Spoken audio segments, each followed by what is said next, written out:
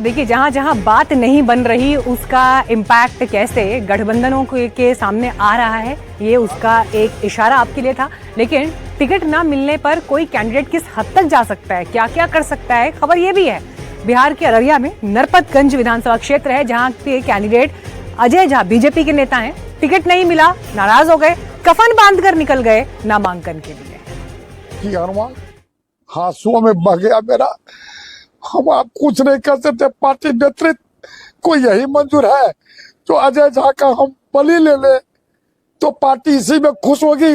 तो मैं पार्टी नेतृत्व को मैं आप लोग के माध्यम से कहना चाहता हूँ, मैं आपको बलि देने के लिए तैयार हूँ। मैं बहुत आहत हूँ। मैं कब क्या रूप ले लूंगा कहना मुश्किल है।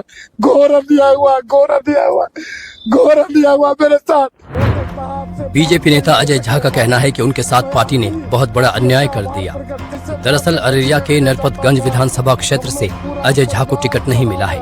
इसी बात से नाराज होकर वो अपने घर से कफन ओढ़ कर निकले, माथे पर सादा कपड़ा बांधा और नामांकन के लिए फॉरबिसगंज अनुमंडल कार्यालय पहुंच गए। टिकट न मिलने की पीड़ा बार बार छलकती रही। हम लोग पूरा परिवार तनाव में है। सब दिन सट्टा रिश्ता सब ये है जो ये आदमी हम लोग के बीच में नहीं रहेगा। अजय झा अब नरपतगंज विधानसभा से निर्दलीय चुनाव लड़ रहे हैं। उनका आरोप है कि जिले से लेकर दिल्ली तक छोटे बड़े हर नेता ने उनके साथ छल किया। पत्नी के साथ नामांकन के लिए पहुंचे अजय झा ने कहा कि नीतीश कुमार तो बेदाग हैं, लेकिन उनके मंत्री भ्रष्ट हैं। पार्टी से ऐसा उम्मीद नहीं था जो पार्टी मेरे साथ में ऐसा घोर अपराध करेगी, पार्टी हमको ऐसा करेगी, ये उम्मीद नहीं था। मैं अब कुछ कह नहीं सकता हूँ आप लोगों को, मेरे पास शब्द नहीं है। मैं तो कफन ओढ़ लिया हूँ। शायद आप लोग हमको श्रद्धांजलि देने के लिए जरूर आइएगा। इसके पहले अजय झा ने बीजेपी के बिहार अध्यक्ष दिलीप जायसवाल को पत्र लिखकर पार्टी से इस्तीफा दे दिया।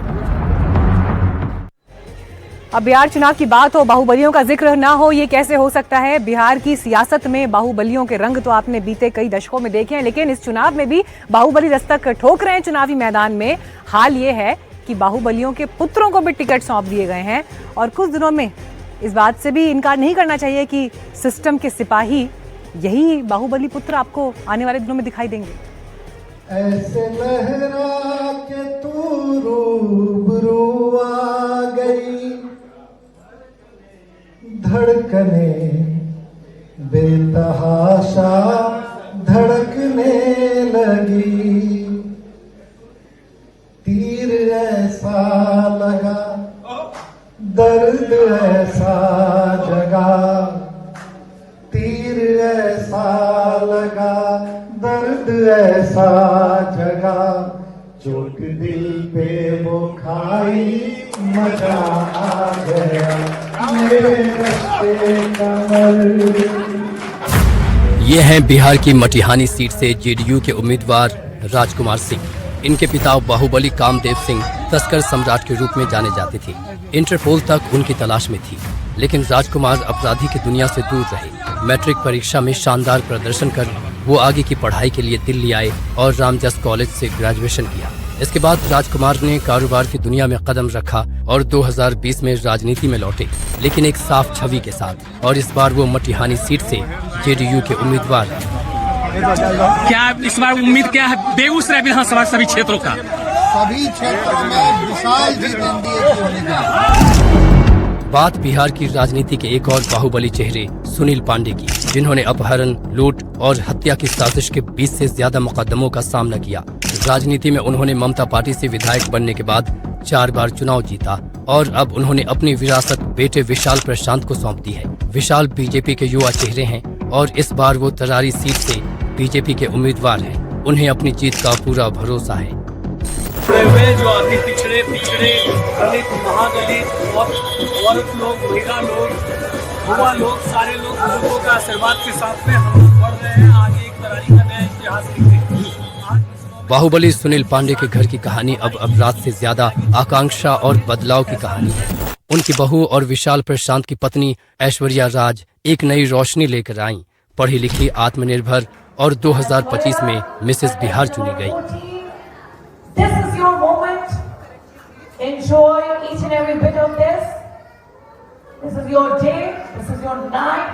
senhor dizem, Talia Eugênio.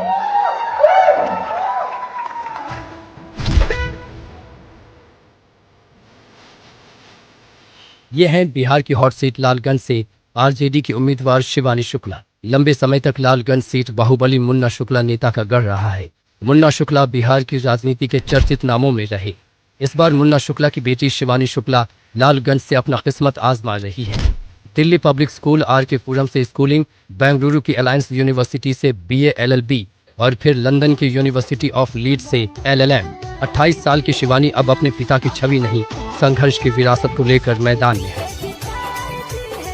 आज पहले दिन से तेजस्वी जी और लालू जी, आदरणीय लालू जी को मैं थैंक यू कहना चाहती हूँ और उनको कहना चाहती हूँ कि उन्होंने मुझे हर चीज का फल आज दिया।